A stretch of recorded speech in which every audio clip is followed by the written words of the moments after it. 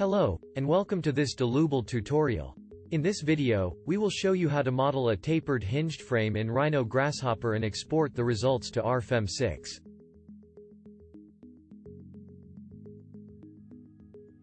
As usual, we begin with the geometry. First, we create a point using the point command. You can find it in the Params tab. As you can see, this point is orange, which means it does not contain any data.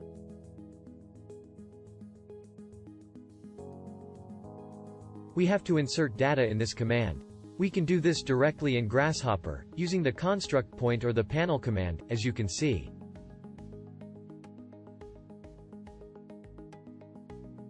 Or, we can do it in Rhino by right-clicking this command and selecting Set One Point. After that, we enter the coordinates of this point. For example, we enter 0, 0, 0.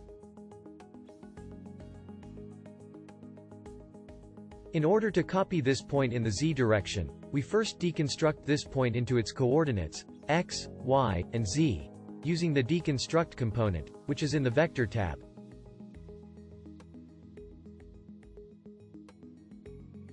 Afterwards, we insert the construct point component from the Vector tab. For this point, we use the same values for x and y, whereas z has another value. To define the z value, we create a new range using the slider number. The range is, for example, from 1 to 10. We enter height for this slider name. Then we add the value from this range to the basic value using the addition component. You can find it in the Maths tab.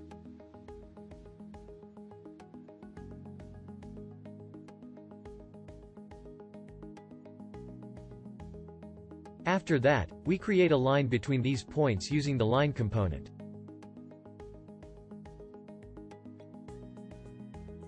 In the next step, we copy this line in the x direction.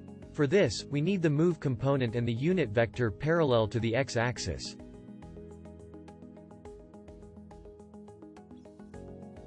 We also need to create a new range, for example, between 1 and 15. Then we enter width for the slider name. We repeat the same procedure to copy the points in the x direction.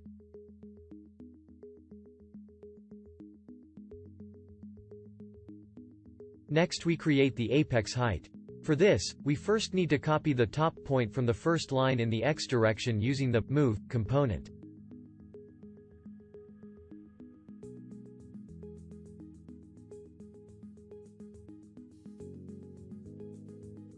To get this point between the two top points, we need to divide the width into two equal segments using the division component, which is in the Maths tab.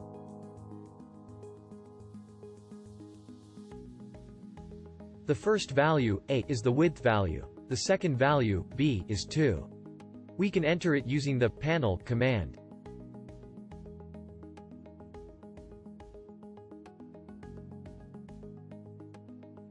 Afterwards, we copy this point in the z direction using the move component. We also need to insert the unit vector parallel to the z-axis component. After this, we create a new range for the apex height, for example, from 0 to 5, and enter apex height for the slider name.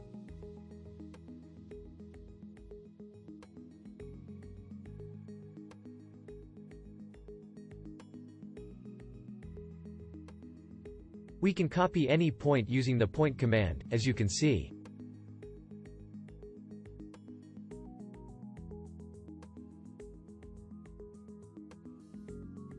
Now we create lines between these points, then we group them and enter names.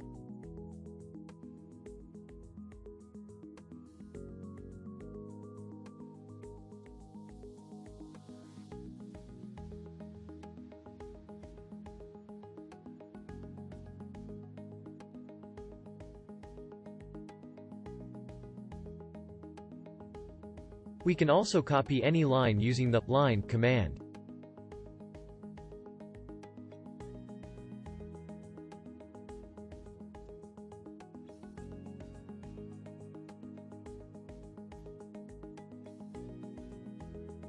We do not need this point.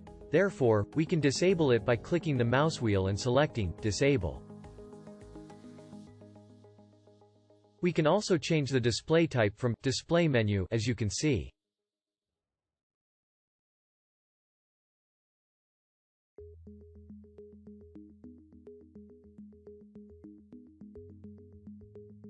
In the next step, we will assign members to these lines.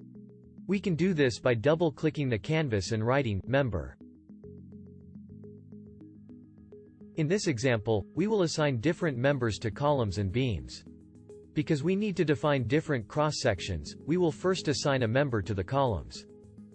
We also define the member type by using the value list command. For this, we select the beam type.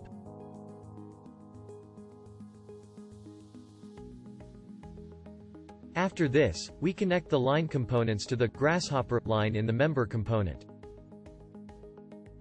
Now we define the cross-section as well as the material by double-clicking the canvas and writing section and material.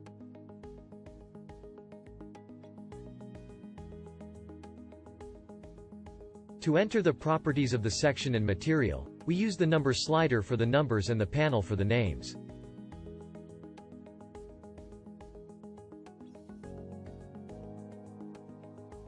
Now we enter these properties.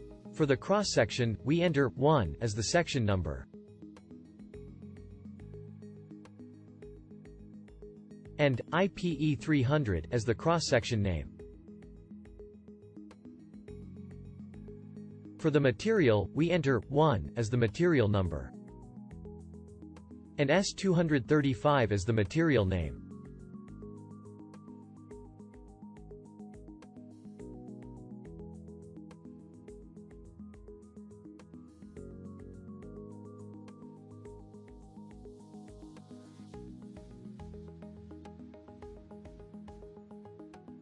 For the beams, we repeat the same procedure for every individual member, because we will assign a cross-section at the member start and the member end.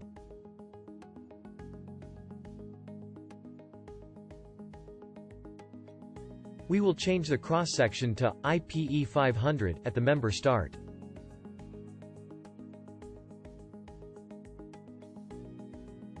We also need to change the cross-section numbers to 2 and 3 using the number slider command.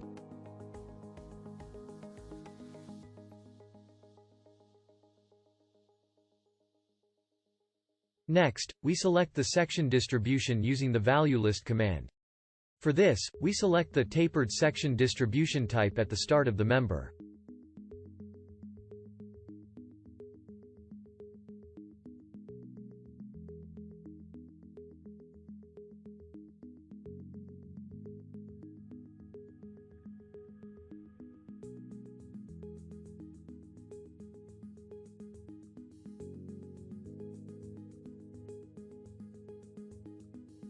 For the first beam, we will create a moment hinge at the member end using the member hinge component.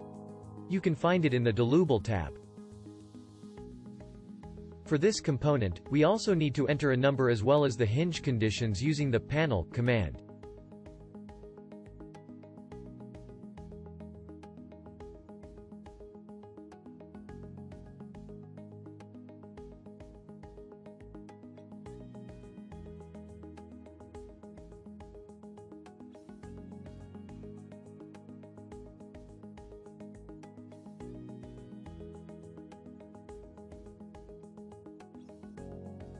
Next, we define the supports. For this, we double-click the canvas and write nodal, then choose the component from the list, as you can see.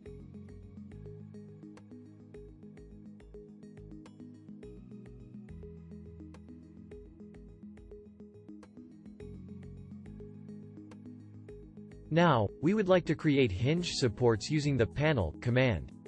Then, we connect this panel to the respective support conditions.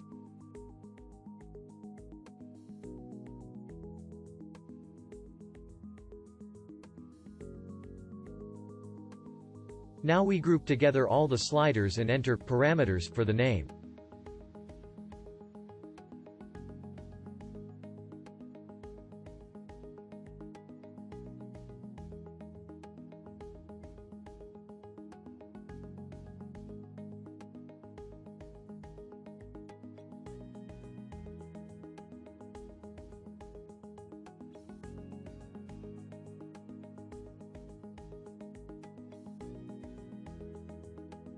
Next, we transfer this model data to RFEM.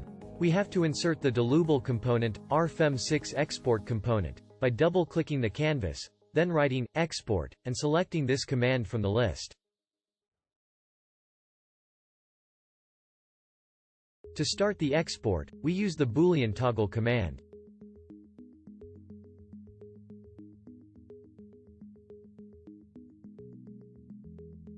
We overwrite the previous data in RFEM by using the Boolean toggle command and switching it to true. After connecting all the components to the RFEM6 component, we double-click the Boolean toggle command to perform the export.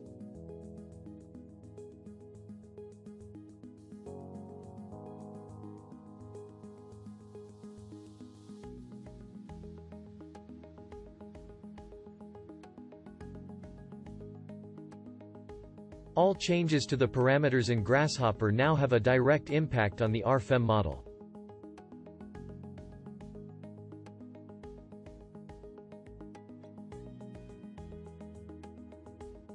Thank you for watching. If you have any questions, feel free to ask them in the comments below. If you like this video, don't forget to like and subscribe.